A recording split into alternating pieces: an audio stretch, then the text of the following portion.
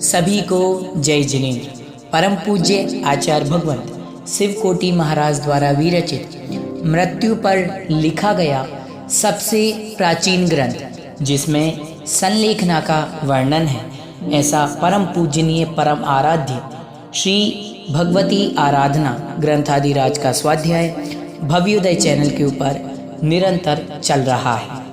निरंतर जैनागम की गतिविधि से जुड़ने, जैनागम के शास्त्रों का विवेचन एवं जैन धर्म के बारे में जानने के लिए भव्योदय चैनल को सब्सक्राइब करें, लाइक करें, शेयर करें। आइए प्रारंभ करते हैं। मंगलम भगवान वीरो मंगलम गौतमो गणी मंगलम कुंद कुंदाद्यो जैन धर्मोस्तु मंगलम सर्वमंगल मांगल्यम सर्वकल्याणकारकम प्रधानम सर्वधर्माणां जैनम जयतु शासनम सिद्धे जयप्रसिद्धे चौविहाराहणाफलं पत्ते वंदिता अरहंते भोक्षम आराहणाकमसो। जय बोलो देवारी देव 1000 राशि बड़े बाबा आदिनाथ भगवान की, परम पूज्य आचार्य शिवकोटि महाराज की, संत शिरोमणि आचार्य गुरुदेव विद्यासागर जी महाराज की, परम पूज्य मुनि पुंगव सुधा सागर जी महाराज की। चर्चा चल रही थी चारित्र विनय की। आचार्य भगवंत बता रहे थे कि इंद्रिया और कषाय रूप आत्मा की परिणति का ना हो। पंच इंद्रिय के जो विषय होते हैं, स्पर्शन, रसना, घ्राण, चक्षु, कर्ण और द्रव्येंद्रिय और भावेंद्रिय, इन रूप हमारी प्रवृत्ति नहीं होनी चाहिए। कषाय, क्रोध, मान, माया, लोभ, इनके प्रति हमारी परिणति नहीं होनी चाहिए, तब जाकर के चारित्र विनय होगी, नहीं तो नहीं होगी। जैसे अभी हम लोग, हमारी पंच इंद्रिय के विषय रूप और चारित्र रूप कषाय रूप प्रवृत्ति है। क्रोध आता है तो हम क्रोध कर लेते हैं, मान आता है तो मान कर लेते हैं, इंद्रिय के विषय आवे तो विषय कर लेते हैं। मन में आया गर्मी लग रही है, पंखा चलाना, पंखा चला लिया। क्या मर्यादा है बताओ? कहाँ हमने नियंत्रित किया है? ठंडी लग रही है तो ठंडी के कपड़े पहन लिए, पैर में कंकर पत्थर चुभ रहे हैं तो हमने जूते चप्पल पहन लिए, मंदिर के लिए भी जूते चप्पल पहन लिए। अब विचार करो कहाँ इंद्रियों के विषय अभी रुके। तो हमारे चारित्र बिना नहीं है। पर वो मुनिराज, गर्मी है तो पंखा नहीं चलाना, ठंडी है तो वस्त्र नहीं ओढ़ना, जैसा भी रहे उसको परिशहों को क्या करना, सहन करना। पंच इंद्रिय विषयों की पुष्टि नहीं, 5 इंद्रिय के विषयों को भोगने का वो त्याग करते हैं। पंच इंद्रिय विजय कही जाती है। स्पर्शन हिंदी में चाहे ठंडा लगे चाहे गर्म लगे, बैठना है। भोजन करने जब आपके यहाँ आते हैं आहार करने के लिए, ये नहीं देखते कैसा बना है, स्वादिष्ट है कि नहीं है। जैसा आहार बना होता है वैसा आहार क्या करना होता है, ग्रहण करना होता है। एक बार की बात है, सुधा सागर जी महाराज आचार्य श्री के संग में थे उस समय, और उस समय महाराज श्री के मीठे का त्याग था, मीठा नहीं लेते थे सुधा सागर जी महाराज। तो चलते चलते पूरा संघ आचार्य श्री के जो थे वो मार्ग भटक गए। समाज क्या है, बताने वाले लोग उस समय में कम होते थे। आज के समय में तो क्या है, सैकड़ों की संख्या में लोग हैं।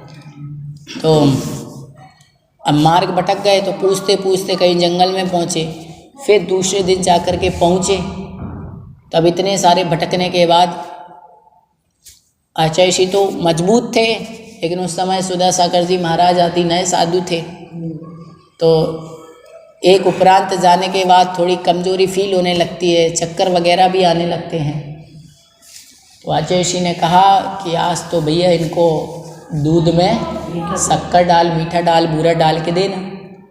अब श्रावक तो श्रावक बोले आचार्य श्री ने कहा है, तो मीठा डाला उसने, लेकिन सफ़ेद बूरा होता है और सफ़ेद नमक होता है, भावाती रेख में डाल दिया। अब साधु का ये है कि जो अंजलि में ले लिया उसे छोड़ नहीं सकते, और पीना भी क्या है, कठिन है। अब यदि वो आहार नहीं लेवें तो ये समझो कि फिर वो शरीर कमजोर रह जाएगा। और श्रावक एक अंजलि पी लिया, नहीं आचार्य श्री ने कहा और लेना पड़ेगा, 2, 3, 4, 5। पीते गए।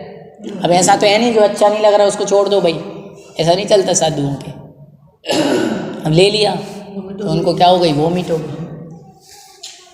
अब बताओ, स्थितियाँ ये बनती है और परीक्षा ली जाती है। और भैया जी खाने में क्या है? आचार्य के पास पहुँचे तो कहा, आचार्य ये सब आपका ही तो किया धरा है। बोले मैंने थोड़ी कहा था, मैंने तो अच्छा ही करना चाहा, लेकिन तुम्हारी कर्म निर्जरा होनी थी तो मैं क्या कर सकता हूँ। तो स्थिति है रसना इंद्रिय जय। आज हम देखो और एक साधु को देखो कि हमें जो अच्छा नहीं लगता हम नहीं खाते, जो अच्छा लगता है वो ग्रहण करते। यदि ज़्यादा तीखा हो तो खाना पसंद नहीं करते, फीका हो तो खाना पसंद नहीं करते। दूध में यदि मीठा हो वो हो तो अच्छी है तो ठीक, नहीं तो क्या बोलते, आज तो फीकी है या ज़्यादा मीठी है। नमक नहीं है तो कब नमक का नहीं खाया जाएगा, ज़्यादा नमक का नहीं खाया जाएगा, अब क्या खाया जाएगा। सिर्फ रसना इंद्रिय के लिए ही हमारी लोलुपता है। ये गृहस्थ जीवन है, संत जीवन साधु के लिए होता है। तभी चारित्र की विनय आएगी। घ्राण इंद्रिय विजय। हमारे लिए दुर्गंध आ गई तो हमने मुंह पे क्या लगा लिया, कपड़ा लगा लिया, नाक बंद कर दिया। और महाराज चाहे दुर्गंध आए चाहे सुगंध आए, सबको क्या करना है, लेना है और एक जैसा भाव रखना है। यदि हमें कुछ अच्छा लगा देखने में, हम बार बार देखते हैं। कोई लड़की जा रही है वो हमें सुंदर लग रही है तो हम बार बार देखेंगे, अरे बहुत सुंदर है। कोई लड़का जा रहा है, किसी कोई स्त्री जा रही है, उसको लड़का अच्छा लग रहा है, वो बार बार देखेगी। नजरें सच्चाई को क्या है, शब्दों में यदि मैं सच्चाई बोल रहा हूँ तो फिर हंसते क्यों हूँ। सच है तो सच है, बताओ। आज कहीं जा रहे हो, सुनना, आपको एक उदाहरण दे देता हूँ। आप रास्ते से जा रहे हो, सुनना, रास्ते से 4 पुरुष जा रहे हैं और 4 महिलाएं घूंघट डाल के जा रही हैं, बातें कर रही हैं। कोई नहीं देखेगा उनकी तरफ, एक बार देख करके सामने दिख गई और फिर नजरें इधर कर लेंगे, उनको देखने का मन नहीं करेगा। और कोई 4 लड़कियां जा रही हैं, युवतियां जा रही हैं, सुंदर हैं, पढ़ने लिखने वाली है, उनको देख करके एक बार देखेगा, धीरे से दूसरी बार देख लेगा, तीसरी बार देख लेगा। मतलब उसको देखने का मन क्या करेगा, बार बार करेगा। ये चक्षु इंद्रिय के विषय है। इसीलिए साधु अपनी दृष्टि को कहाँ रखता है, हमेशा नीचे। आचार्य को हमेशा आप देखोगे तो अपनी दृष्टि नीचे ही रखते थे, किसी को भी गौर से नहीं देखते। साधु महाराज जब आहार करते हैं तो अपनी अंजलि में ध्यान देते हैं, समझ रहे हो आप। ऐसे नहीं कि कोई आ रहा है तो उसको ऐसे देखते ही रहें। पहली दृष्टि कहा गया वीतराग की, दूसरी शराग की। एक बार यदि किसी चीज़ को देखा और दूसरी बार देखने का मन कर रहा है, मतलब मन में क्या है, राग आ गया है। क्या आ गया मन में, राग आ गया।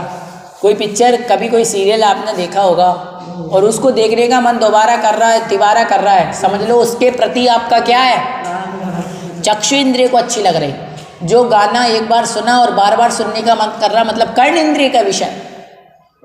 समझ गए, बोलो हाँ या ना, सही।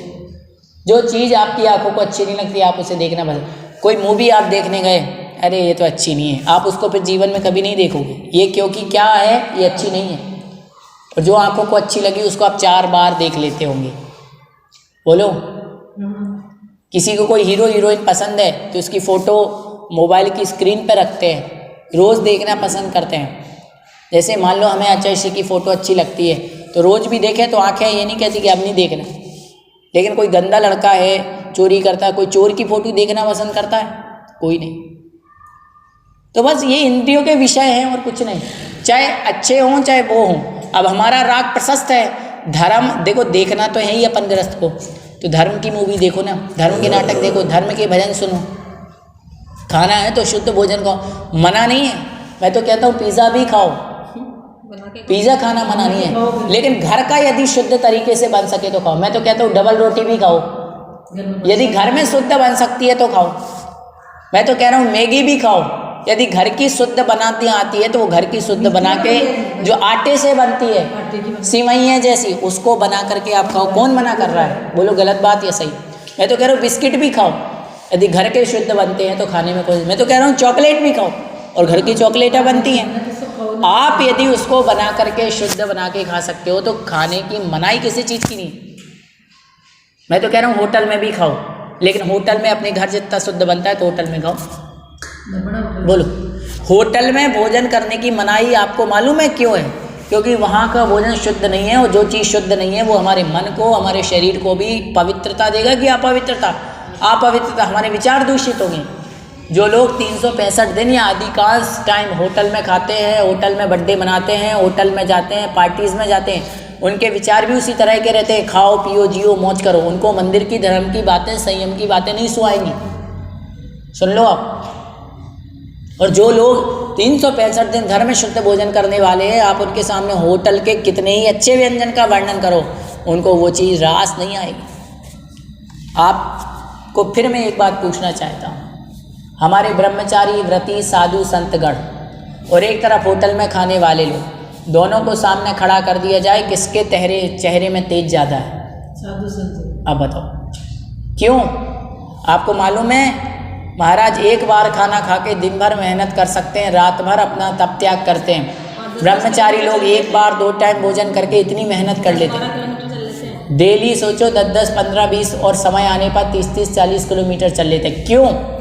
क्योंकि वो शक्ति किसकी है? शुद्ध भोजन की, पवित्रता की। शुद्ध हाथों से बनी हुई, शुद्धता के साथ बनी हुई एक रोटी भी 12 रोटी का काम करेगी, 20 रोटी का काम करेगी। और अभक्ष है, उसमें अपवित्रता है, वात्सल्य नहीं है, प्रेम नहीं है, तो 12 भी कोई काम की नहीं है। जब एक गृहिणी चौका लगाती है तो पूरे समय उसके मन में आता है, हे भगवान, बड़े बाबा तुम्हारी जय, आज हमारे यहाँ महाराज जी के हार हो जाएं, इतने सारे चौके लग रहे हैं, महाराज जी के हार हो जाएं, नमो रियंताणम नमो सिद्धाणम बोलते हुए वो पूरा भोजन बनाती है।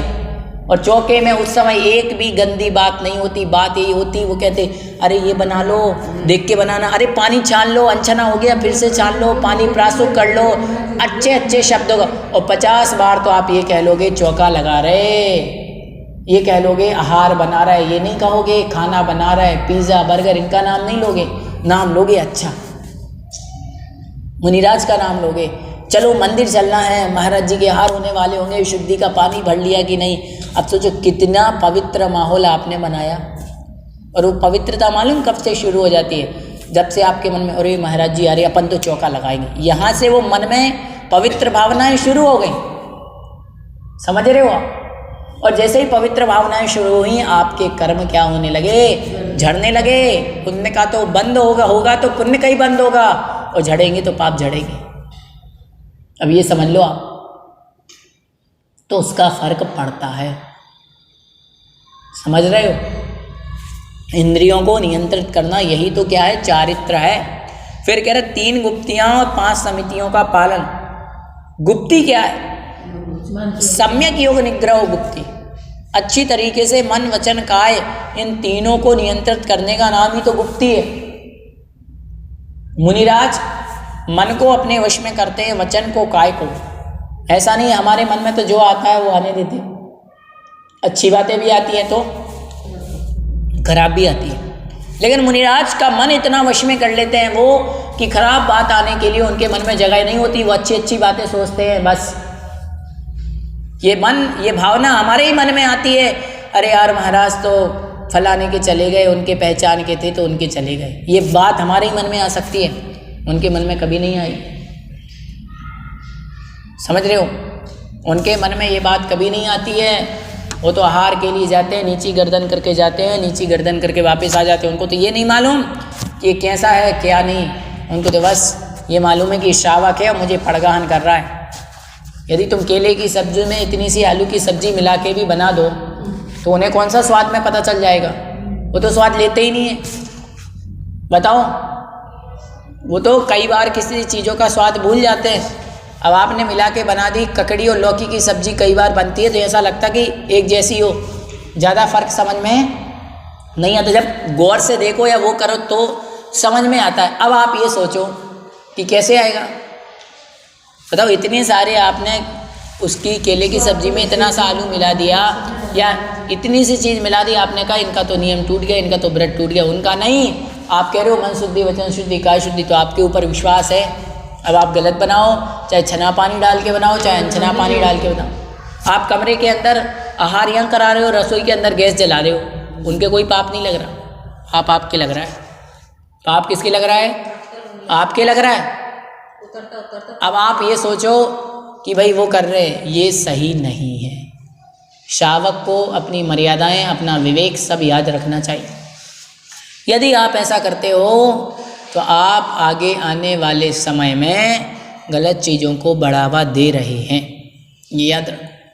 ठंडा हो रहा है, होने दो, जितना होगा जैसा होगा वो आपको देना है।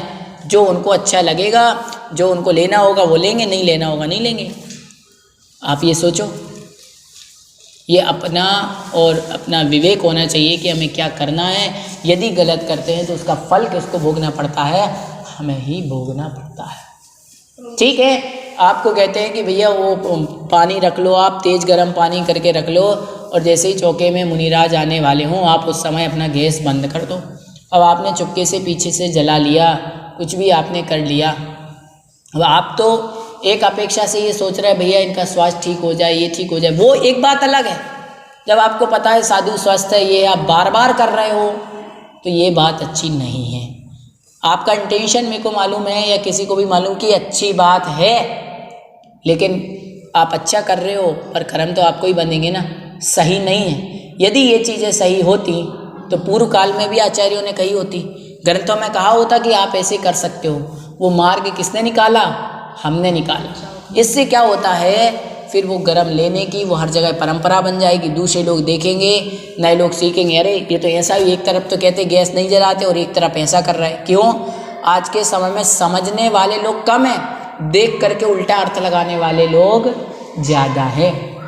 समझ रहे? सुधा सागर जी महाराज से किसी ने पूछा, महाराज जी महिलाएं भैया व्रती क्यों नहीं कर सकती महाराज जी की? बोले करो ना, मैंने थोड़ी मना किया है। बोले अब एक बात बताओ, रात को तुम 10 बजे मेरे कमरे से निकलते हो तो तुम्हें तो कोई नहीं कुछ कहता। यदि वो महिला 10 बजे मेरे कमरे से निकलेगी तो तुम क्या कहोगे?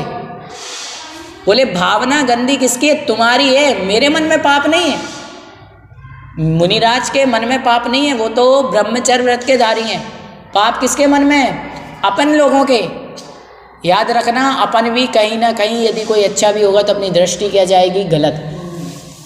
गार्डन में 2 बच्चे बैठे, एक लड़का एक लड़की। अब दोनों भाई बहन हैं, दोनों भाई बहन बैठ करके बातें कर रहे हैं, गले में हाथ डाल लिया, हाथ मिला रहे। अब उनको देख करके कोई दूसरा व्यक्ति जा रहा है, उसने देखा, देखो तो ये कैसे काम कर रहे हैं, और जिनको पता है उनके मन में नहीं आ रहा। क्यों? दूसरा ये नहीं सोचता कि ये भाई बहन भी हो सकते हैं। दूसरे की दृष्टि पहले किसकी है? पहली दृष्टि किसकी है? उसके मन में आएगी ही यह बात। अब आप क्या करोगे? तो दोष हमारी दृष्टि में है, साधु की दृष्टि में नहीं है। इसीलिए कई बार मैं कहता हूँ आपको, सही काम भी लोगों की दृष्टि में क्या हो जाते हैं वो, क्योंकि उनकी समझ की कमी है। इसलिए हमें जितना हो सके उसको क्या करना चाहिए? बचना चाहिए। पूर्णता करें तो आगम से करें, अन्यथा ना करें। कहते हैं कि शाम को अपन को सूर्यास्त के बाद 6:30-7 बजे के बाद आरती नहीं जलाना है। ये आपका धर्म है, ये आगम की कहाँ मतलब कथन है। आगम कहता है कि दिन में ही सब प्रयोग करना है, परंतु कई लोग 7:30 तक, 8 बजे तक, 8:30, 9 तक चलते रहते। बोले इतने सारे लोग कर रहे हैं, इतना बड़ा अनुष्ठान है, 1 दीपक 4 दीपक से क्या होता है? अब लोगों ने तो ये कर लिया कि पुण्य ज़्यादा है और पाप कम है, लोग कर रहे हैं। लेकिन इससे एक आध बार कभी हो तो चल जाए, लेकिन इससे गलत अर्थ लगाने वाले लोग क्या कर लेते हैं? गलत अर्थ। और इसी कारण से फिर परंपराएं क्या बन जाती हैं? गलत बन जाती हैं। कई जगह देखते हैं 9-9 बजे तक दीपक जलते रहते हैं, 9-9, 10-10 बजे तक भक्तांबर लोग 48 दीपों से करते रहते हैं। तो बस इसीलिए अपन का विवेक क्या कहता है? योग्य क्रिया योग समय से होनी चाहिए। पहले के समय में लोगों को 10:30 बजे कहा जाता था भैया भोजन 10:30, 11 बजे तक भोजन हो जाता है। अब जो व्यक्ति 8-9 बजे उठता है, एक दूसरे को देख करके सब करके नाश्ता कर रहे हैं, तो 12-1 बजे भोजन करेंगे ही। जबकि आपको बता दें 12 बजे भोजन का समय नहीं है, सामायिक का संधि काल होता है। 12 बजे तो भोजन करना ही नहीं चाहिए, 12 से लेकर के 1 के बीच में। और उसी समय अधिकांश लोग क्या करते हैं? भोजन। अब आप ये सोचो क्या प्रभाव पड़ेगा उसका। हर चीज़ का क्या होता है? एक समय होता है। लोगों की भोजन, दिनचर्या, सब चीज़ बदलेगी, व्यवहार बदलेगा, वाणी बदलेगी, काय बदलेगी, वचन बदलेंगे। आप जैसे कपड़े पहनोगे, जैसा भोजन करोगे, वैसी भावनाएं होंगी। आज हम लोग जीन्स टी शर्ट पहनते हैं, जीन्स टी शर्ट पहनने लग जाएं, होटल पानी का आगे खाने लग जाए, कैसे हमारे धर्म के विचार बनेंगे। इसलिए आप देखते होंगे जो ब्रह्मचर्य व्रत जिनको दे दिया जाता है, प्रतिमाधारी आदि, ब्रह्मचारिणियाँ आदि। अब वो एक बात बताओ, उनका ब्रह्मचर्य व्रत है। अब ब्रह्मचर्य व्रत है मतलब वो शादी नहीं कर सकते, उन्हें त्याग कर दिया। लेकिन इसका मतलब ये थोड़ी वो जीन्स टी शर्ट ना पहने, वो नहीं पहनते। क्यों? क्योंकि अपने व्रतों की रक्षा करना है, और अपने व्रतों की रक्षा जब होती है जब जाकर के हम उसके अनुकूल सब पालन करते हैं। कहा गया योगी को यदि आगे मुनि धर्म का पालन करना है, क्षुल्लक एलक के व्रत, ब्रह्मचर्य व्रत आदि को साधना है, तो आपको उस अनुरूप भोजन करना होगा, समय से उठना पड़ेगा, समय से सोना पड़ेगा, अभक्ष्य से बचना होगा। समझ रहे हो? तो अभी अपन पूजा करते पहले के समय में ये होता था, सुन लीजिए आप, बच्चे जाते थे सुबह उठ करके अच्छा खाते थे और खाना पीना खा करके खेतों में मेहनत करते थे, पत्थर तोड़ते थे, तो उससे क्या होता था, जो इंद्रियां हैं वो क्या हो जाती थी, शिथिल हो जाती थी। लेकिन आज के समय में खाते पीते हैं लेकिन शरीर का कोई उपयोग तो है नहीं, तो जिससे वो बार बार इंद्रियां क्या होती हैं, और भोग करने की इच्छा, मुझे तो और खाना है, मुझे तो ये करना है, मुझे तो ये करना है। पहले के लोग तो थक गए, हार गए, भूख लगी, बढ़िया 4 5 6 रोटी ली, छाछ में डाली, चूरी और खाई। क्यों? पेट कह रहा जल्दी दो, वो स्वाद नहीं मांग रहा, उस समय स्वाद ही नहीं लगता था। लेकिन आज के समय तो बच्चे को कोई आप मेहनत कराते ही नहीं हो, उसको मेहनत कराना ही नहीं चाहते। बच्चा थोड़ा सा काम कुछ कराना ही नहीं चाहते। क्या काम कराते हैं आप बताओ, आप क्या काम कराते हो? आज के समय के बच्चे हैं, थोड़ा सा खेलते हैं तो थक जाते, इतना सा अंगूठे में, पैर में, हाथ में कहीं चोट लग गया उतने में रोने लग जाते हैं। अरे याद रखो, जितना इस उम्र में इस शरीर से जितना रक्त निकलेगा, जितनी पत्थर की मांद घरेगी उतना मजबूत होता है। और इतना सा लग गया उतने में रोने लग जाते हैं। मम्मी पापा रुई बत्ती लेकर के डॉक्टर को दिखाने, अरे सिर दर्द हो गया डॉक्टर को दिखाया, सर्दी जुकाम हो गया डॉक्टर को दिखाया। क्या है ये? कहने को क्या हो जाता, अरे कोई ये नहीं बन जाए, कोई वो नहीं हो जाए, डॉक्टर कहते हैं ऐसा करो, डॉक्टर कहते हैं ऐसा करो, डॉक्टर कहते हैं ऐसा करो। अरे पहले के समय में डॉक्टर नहीं थे तो क्या करते थे? मान लिया सावधानी रखना जरूरी है, लेकिन सावधानी के चक्कर में कहीं आप अपना विवेक ही ना खो दें। थोड़ा मजबूत बनना पड़ेगा, समझ रहे हो आप? तभी मन वचन काय संयमित होंगे। तो अपन के मन वचन काय, मनोगुप्ती वचन गुप्ती काय गुप्ती नहीं हो सकती, वो तो मुनिराज के होती, इसलिए मुनिराज के चारित्र विनय है। लेकिन अपन उस तरफ बढ़ने का प्रयास तो कर सकते हैं। मुनिराज समितियों का पालन करते हैं, ईर्या भाषा ऐष्णा आदान निक्षेपण प्रतिष्ठापन, जमीन में देख के चलते हैं।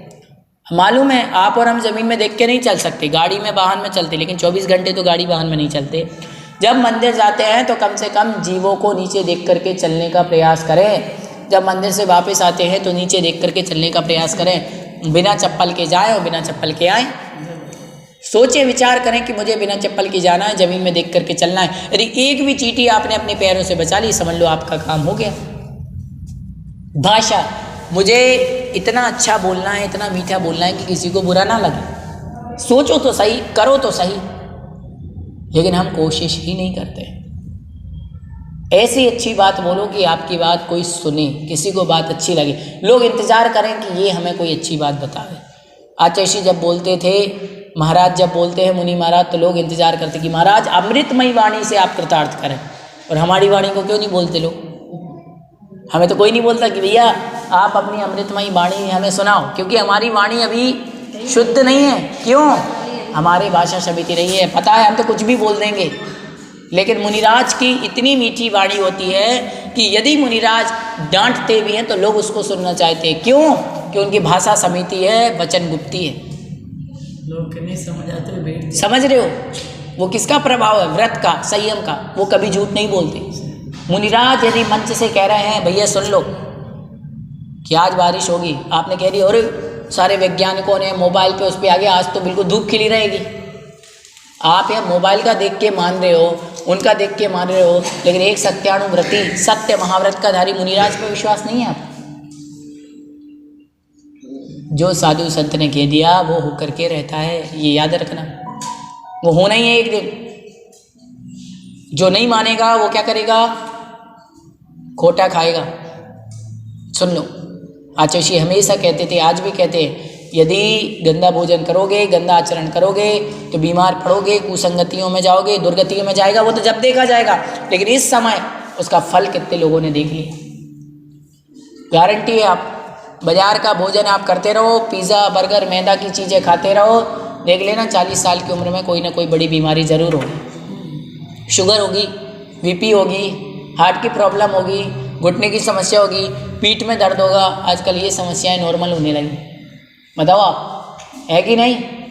नहीं तो पहले के समय में 60 और 70 की उम्र में भी महिलाएं खेतों से भर करके पानी लाती थी। गांव में लाती हैं आज भी, दूसरा नहीं कर पाता। क्यों? क्योंकि खान पान अपना क्या है? शुद्ध है। दूध क्या है? अपना शुद्ध है। अब बताओ, मैं कह रहा हूँ हम गाय का शुद्ध निकला हुआ दूध यदि गाय का है तो 1 कटोरी पीवे, उसका 1 कटोरी दही खाओ। और बाजार में जो गाय का नहीं है, क्या मालूम दवाई का बना कैसे हो। मैं ये नहीं कह रहा हूँ पैकेट का, यदि पैकेट में गाय का दूध है तो वो बात अलग है, लेकिन जो दूध गाय का नहीं है, जो दूध कृत्रिम तरीके से बनाया है, कोई उसमें कुछ डाल के बनाया है, वो 4 गिलास भी पी लो कोई फ़र्क पड़ने वाला नहीं। वो नुकसान करे नहीं करे, लेकिन उसका फ़ायदा कुछ नहीं है, कुछ नहीं है उसमें। समझ रहे हो? शुद्ध यदि प्रोटीन किसी में होता है तो वो होता है शुद्ध जैविक चीज़ों, जैविक तरह से। अब आपने 4 विटामिन बोले, इसमें ये विटामिन है, इसमें ये कैलोरीज है, इसमें ये मिनरल्स हैं, कुछ नहीं होता है। बच्चे को आप जब वो जन्मता है उसको डिब्बे का पाउडर घोल करके पिलाने लग जाते हो, क्या है? शुद्ध माता का दूध पिलाइए उसको, शुद्ध भोजन कराइए, मजबूत बनेगा।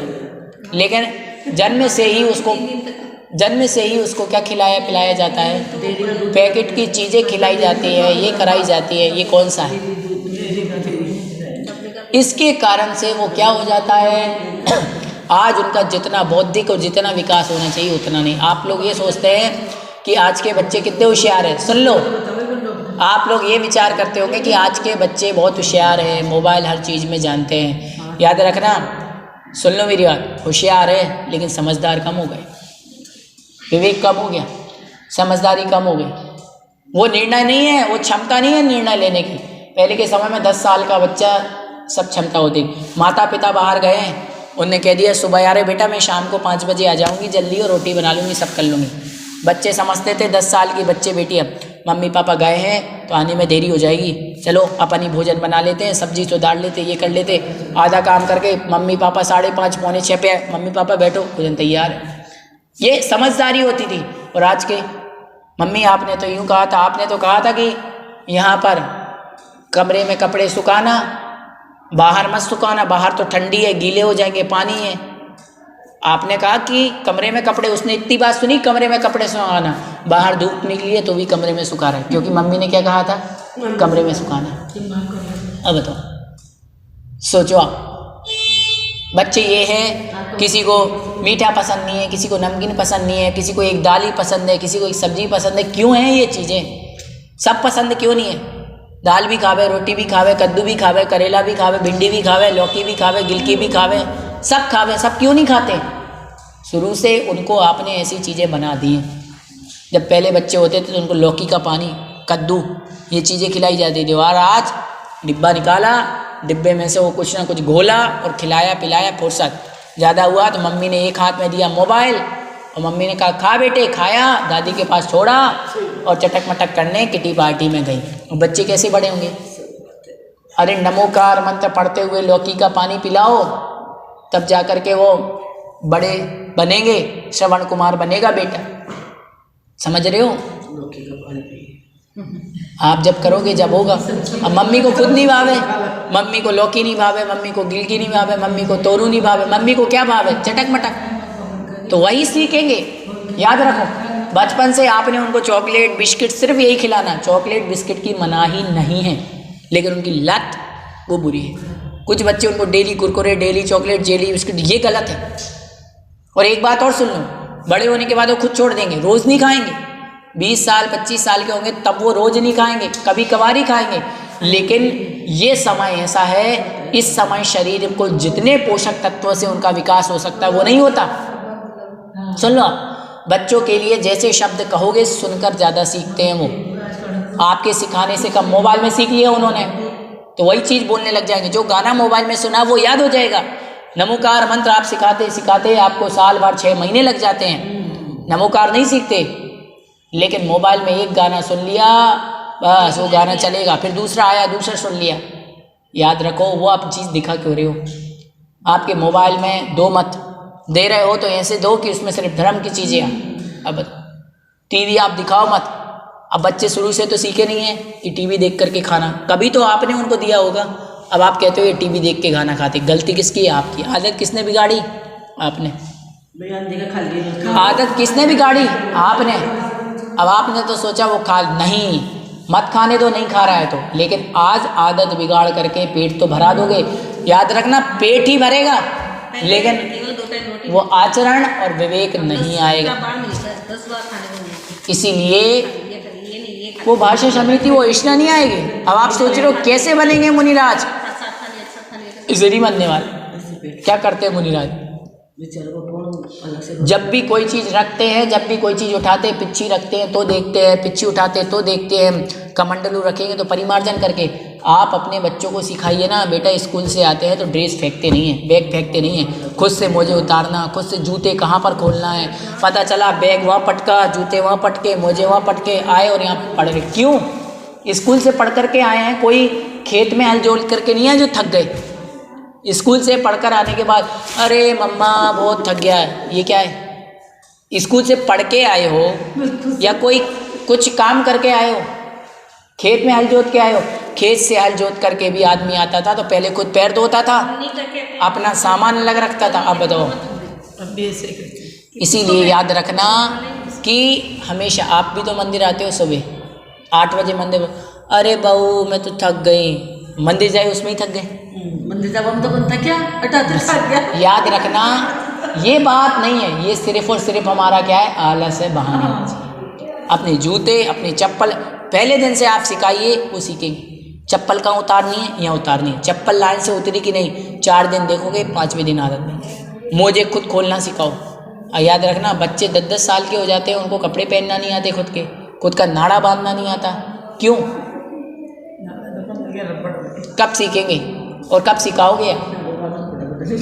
बताओ। सिखाओ। मोबाइल चलाना आता है, कौन से फंक्शन से कौन सा फंक्शन निकालना वो आता है, साइकिल चढ़ाना आता है, हर एक काम आता है, लेकिन ये चीज़ नहीं आती। क्यों? दादी को सिखा दे ऐसे। सिखाओ। आप सीखेंगे कब? जब माता पिता मजबूत बनेंगे। समझ गए? फिर आखिरी समिति होगी प्रतिष्ठापन।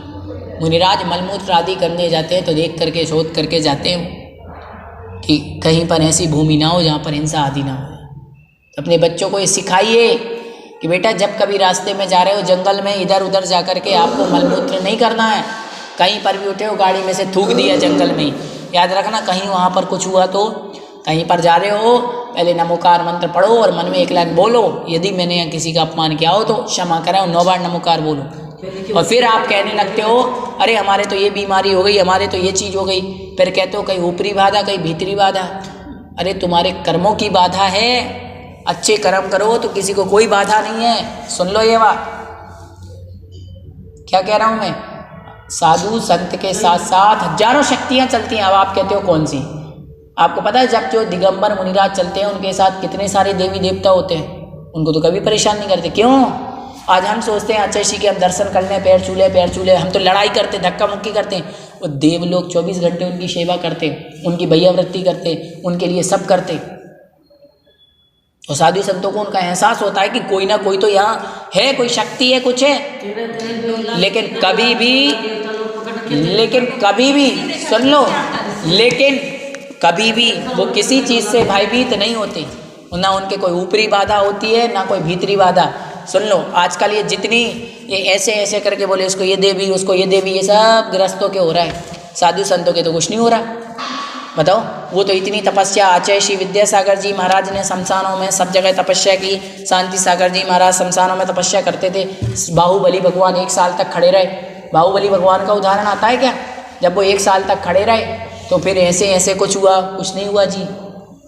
याद रखो, मैं आपको क्या कह रहा हूँ, अंतरंग और भीतरी कोई बाधा नहीं है। बाधा सिर्फ एक ही है, कर्मों की बाधा। यदि कर्म खराब हैं तो याद रखना 100 दुख है, और अपने कर्म अच्छे हैं तो दुख में भी सुख है। समझ गए?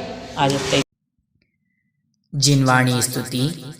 शास्त्र पठन में मेरे द्वारा यदि जो कहीं कहीं प्रमाद से कुछ अर्थ वाक्य पद मात्रा छूट गई, सरस्वती मेरी उस त्रुटि को कृपया क्षमा करें और मुझे कैवल्य धाम में महाविलंब धरें। जय बोलिए आचार्य भगवंत शिव कोटि मुनि महाराज की जय।